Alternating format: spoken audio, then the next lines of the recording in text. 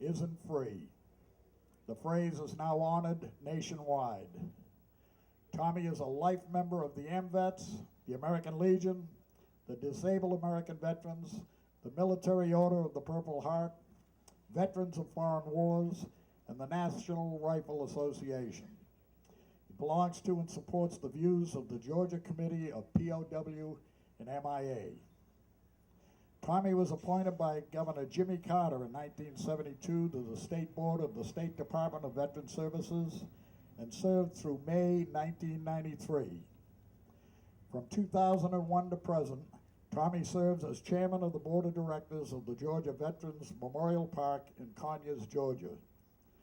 Tommy was awarded Outstanding Veteran in America. Tommy received the George Washington Honor Medal for citizenship from Freedom's Foundation at Valley Forge.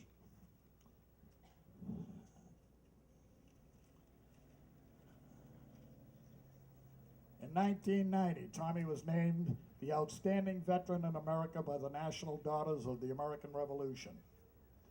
In 1991, Tommy received the Point of Light Award from President Bush. He was inducted into the Artillery Officer Candidate School Hall of Fame at Fort Sill, Oklahoma. In November 2013, Tommy was inducted into the Georgia Military Veterans Hall of Fame. Tommy Clack is one of the most recognized and respected veterans in the state of Georgia, with accomplishments and awards too numerous to list. And we are deeply honored to have this true American hero here today as our keynote speaker. Please welcome Captain Tommy Clack, United States Army retired. Thank you. I appreciate that. Thank you very much. First, I want to thank you for taking your time to be here to honor the ceremony that we're attempting to honor in terms of the Vietnam generation. But we would all be remiss if we didn't recognize one individual.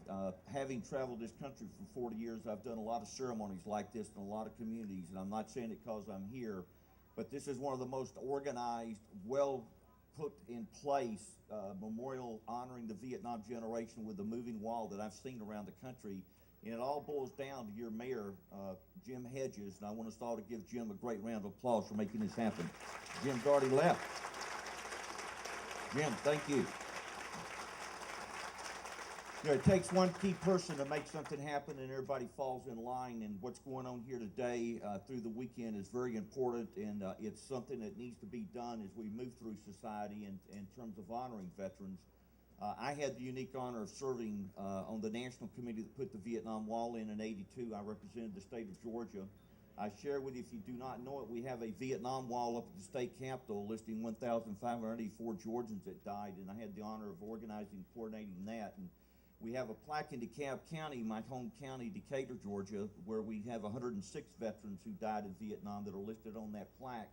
And we do these things not to glorify war, but to honor the service and sacrifice of those that pay the supreme sacrifice.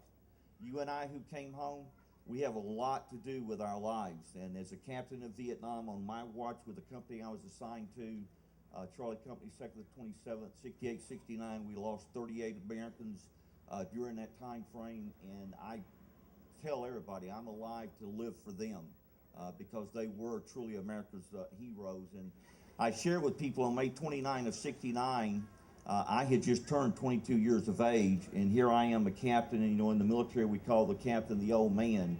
Well, literally, I was the oldest man on the ground in my company that day because everybody was younger than I was. That was America's youth doing what they were asked to do. Yeah, we grumbled. All of us know how to BMG, that's called bitch, moan, and groan. You know, we all know how to do that. But we went out and did our duty. And therein lies something I've been trying to do since I came home from Vietnam, is to help America understand that the Vietnam generation was a great generation. My first job was with the Department of Defense in 1970 to 73. I was hired by them to travel America, speaking in communities about supporting the Vietnam veteran. I wasn't talking about supporting the Vietnam War. I was talking about the fact that we had men and women serving in harm's way. And every time there was an anti-war rally, we got somebody killed, wounded, or whatever in Vietnam. And I'm going to toot my horn. in Metro Atlanta, I'm known as Jane Fonda's biggest nemesis. If she's present, okay, if you don't know what that means, ask, okay? But if she's present at an event that I'm at, I've been asking her the same question since the 70s. The question is, Miss Fonda, have you figured out how many Americans you killed yet? Because she caused a lot of Americans to die. And the BOWs will tell you when she visited Hanoi that she got a lot of them beaten just by some of the things that she said and did and what they tried to relay to her, and she turned over to the enemy. But that's part of America. And those 58,000 plus names out there that we honor today, and all the Americans that have served since April 19th, 1775, the shot turned around the world. We honor them because they've done something the average citizen does not do. You do understand that currently today we have 307 million people. Less than 1% of the population has served in this war. All these Marines surrounding this tent here, and all those that are still on active duty, the younger generation that followed us, they're that 1%. We owe them what we have is this opportunity. So you guys standing around here, thank you for what you do, okay?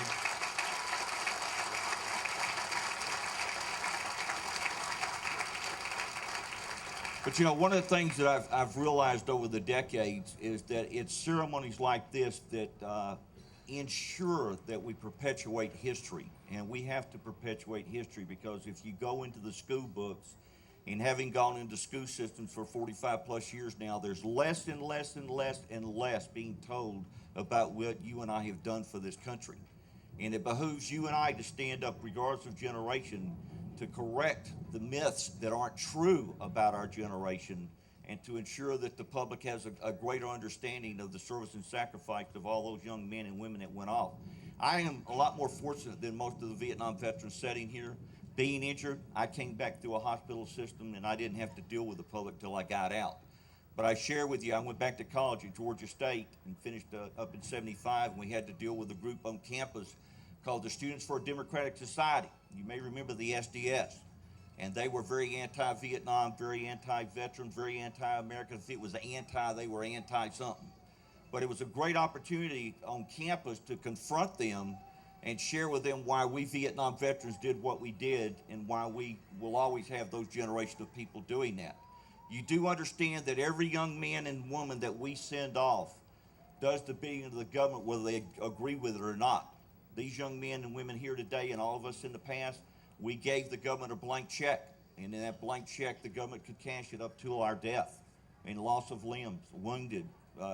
We've got a lot of Vietnam veterans that aren't visibly wounded, who are terribly wounded. I share with people, my kid brother is one of those. My kid brother was a Marine wounded at Quezon in 68 on Hill 881. His company went up, and out of 120 men, only 13 of them came down off that hill. James was one of them. Has never been the same. He is one of our homeless guys, and that's his choice of life. No matter how hard I try to get him to come and live with me, that's the way he's lived his life since he came home. That's one of our wounded warriors that we sometimes forget, and there are many of them out there that we need to impact. So there's a lot that we've got to do. But the other part of the Vietnam generation that we honor here, on that wall are 2,546 Americans who were initially enlisted as POW-MIA. Fortunately, the National League of Families of POW-MIA got organized in 69, and they're the reason we got back those POWs in Operation Homecoming in March of 73, and why we still have a viable issue with the government. And you and I that are veterans, we took an oath not to leave anybody behind. We left a lot of people behind, folks. We've got a lot to do with our remaining lives to ensure that as of Friday, this past Friday, was 1,641 that are still unaccounted for from Vietnam. We owe them and those families their accountability.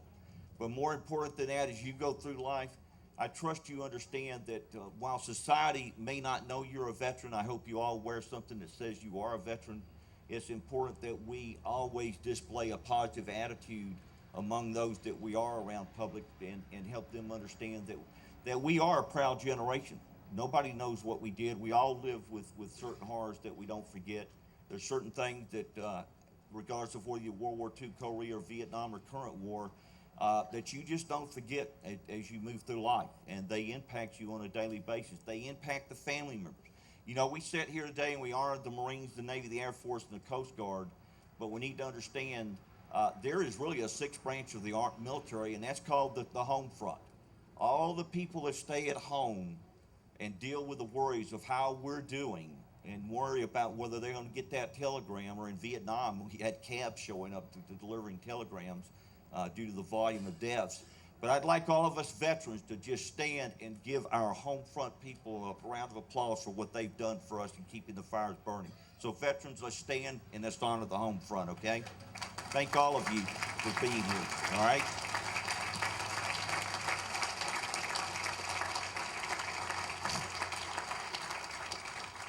You know, we've all seen the movie Jungle Book, or we've read those books. You know, Rudyard Kipling wrote those books, but he wrote a poem after World War I. The British soldier was known as Tommy's, and he wrote a poem called Tommy.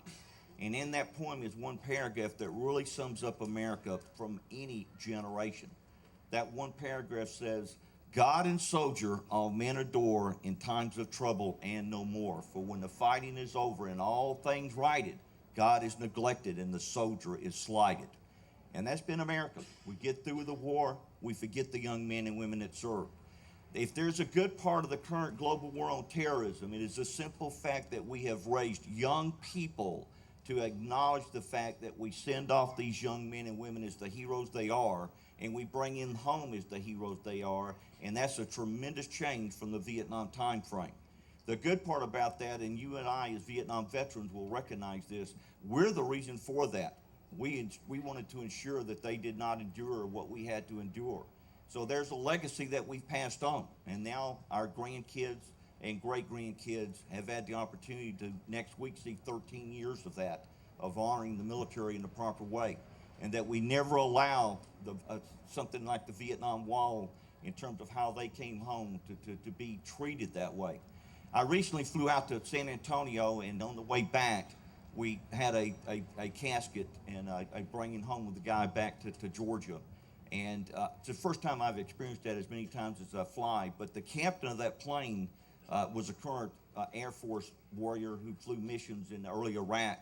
And rather than letting everybody off that plane, he had everybody sit and look out the window while they took that casket off with that casualty offer and loaded him up. Now, it took about 20 minutes to do that, but I am happy to say not one person on that plane complained about having to wait to get off to honor that young man that gave his life for our freedoms. And that's awesome to see in this country of ours, because we understand that's part of it. But the other mission that you and I have got, and I get every time we get around an elected official, I want all of you to do the same, be they city, county, state, or national. We need to tell everybody that if this country's got enough money to fight a war, it has got enough money to take care of the warrior and his or her family, folks. Okay?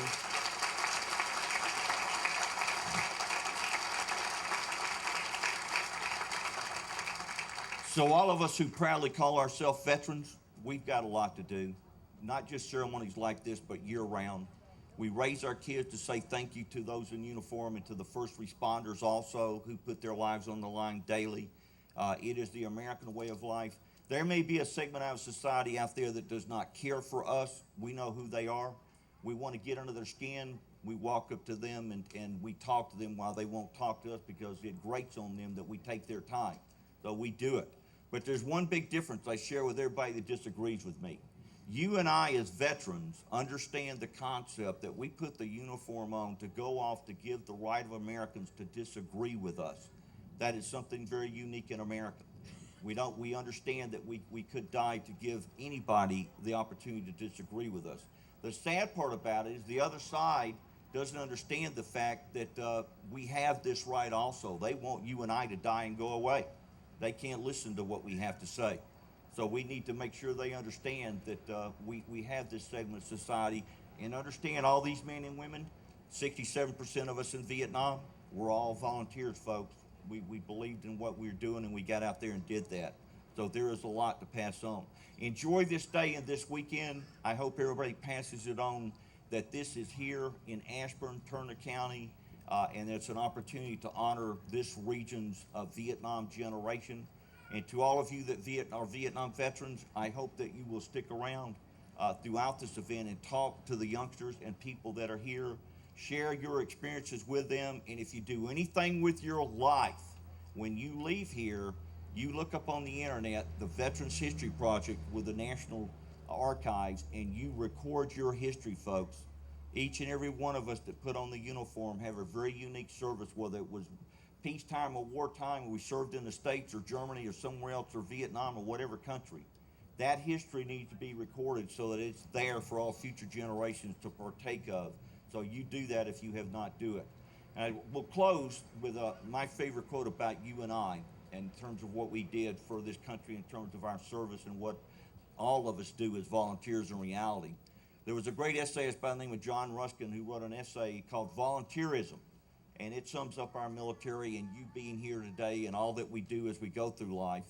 But understand that those names out there are there in essence because of Jesus' own word predicted in his own death in John 15:13. No greater love hath of man, but that he lay down his life for his friends.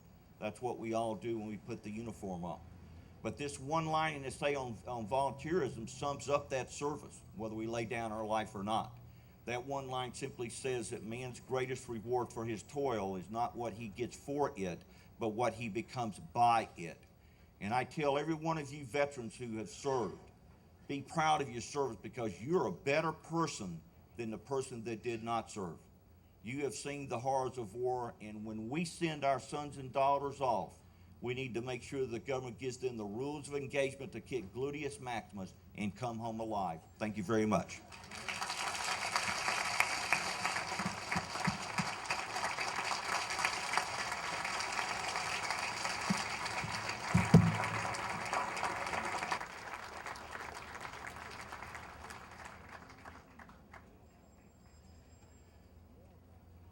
Let's please welcome back the Atlanta Pipe Band as they will play America the Beautiful and God Bless America.